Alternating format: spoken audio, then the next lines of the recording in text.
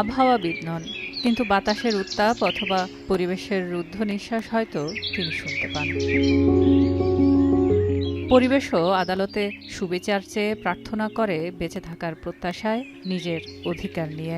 সেই নিঃশব্দগুলো শব্দে বলেন তিনি, অথবা মানুষের না বলা কথা পরিষ্কার করে তোলেন মেধা আর আপোষহীন নিজ গুণে। সৈয়দা রেজওয়ানা হাসান ঢাকা বিশ্ববিদ্যালয়ের লোক প্রশাসনে ভর্তি হলেও আইনের প্রতি আগ্রহ জীবনের মোড় ঘুরিয়ে দিয়েছে।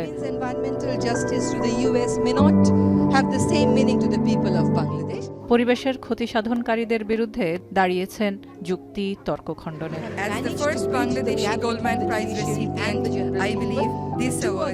প্রথম বাংলাদেশি হিসেবে জিতেছেন গোল্ডম্যান এনভায়রনমেন্ট প্রাইজ। 2009 সালে টাইমস সাময়িকীর হিরোজ অব এনভায়রনমেন্ট খেতাব। 2012 সালে রামন ম্যাগসেসে পুরস্কার পান এই আইনজীবী ও পরিবেশকর্মী, যা এশিয়ায় নোবেল পুরস্কার হিসেবে মূল্যায়ন করা হয়। 1993 সালে শিক্ষাজীবন শেষে যোগ দেন সদ্য যাত্রা করা বাংলাদেশ পরিবেশ আইনজীবী সমিতি বেলায়। 1994 সালে পরিবেশ আইন লঙ্ঘন করে পুরান ঢাকায় নির্বাচনী প্রচারণার বিরুদ্ধে বেলার হয়ে রিজওয়ানা হাসানের মামলা মাইলফলক এখনো। জাহাজ ভাঙা শিল্প সবসময়ই সম্ভাবনাময় খাত, কিন্তু পরিবেশ মানুষের জীবনের অংশ। উন্নয়ন খরচে পরিবেশের আর্থিক ক্ষতিও হয়, আর তা উঠে আসে রিজওয়ানা হাসানের জাহাজ ভাঙা ইয়ার্ডের মামলায়। পরিবেশে ক্ষতিকর বর্জ্য নিঃসরণের পাশাপাশি শ্রমিকের কর্মপরিবেশ, স্বাস্থ্য ও নিরাপত্তা আদায় সহ বিষাক্ত পণ্যবাহী জাহাজ বাংলাদেশে প্রবেশ বন্ধে করেছেন 3টি মামলা।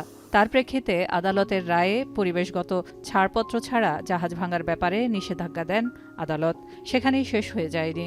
আইন পালনে কর্তৃপক্ষ ও জাহাজ ইয়ার্ডে নজরদারির প্রেক্ষিতে 2006 সালে প্রত্যয়নপত্র না থাকা স্ক্র্যাপ জাহাজ আমদানির অভিযোগ আদালতে আনে বেলা, যার ফলে হাইকোর্টের আদেশে জাহাজটিও ফেরত যায়। একইভাবে 2007, 2008, 2009 সালের বিভিন্ন সময় আদালতে ও সড়কে পরিবেশ রক্ষায় সরব থেকে সচেতনতাও তৈরির কাজ করেন সৈয়দা রিজওয়ানা হাসান। এছাড়া জলাশয় ভরাট করে আবাসন, চিংড়ির ঘের, জল, মাটি, মানুষ ও পরিবেশের জন্য ক্ষতিকর পলিথিনের ব্যবহার বন্ধ, পাহাড় কাটা, বন ধ্বংসের বিরুদ্ধেও আইনি প্রতিকার চেয়ে দাঁড়িয়েছেন তিনি। 2007 সালে বন ও পরিবেশ মন্ত্রণালয়ের পরিবেশ পুরস্কার পান। আইনজীবী ও পরিবেশকর্মী সৈয়দা রেজওয়ানা হাসানের প্রকাশনাও রয়েছে বেলা থেকে। 2008 সালে পাওয়া সেলিব্রেটিং উইমেনহুড পুরস্কার পাওয়া 5 জন নারীর একজন সৈয়দা রিজওয়ানা হাসান। 1997 সালে বেলার সংগঠক মহিউদ্দিন ফারুক মৃত্যুবরণ করলে কমনওয়েলথ বৃত্তির সুযোগ ছেড়ে বেলার প্রধান নির্বাহীর দায়িত্ব নেন সৈয়দা রিজওয়ানা হাসান।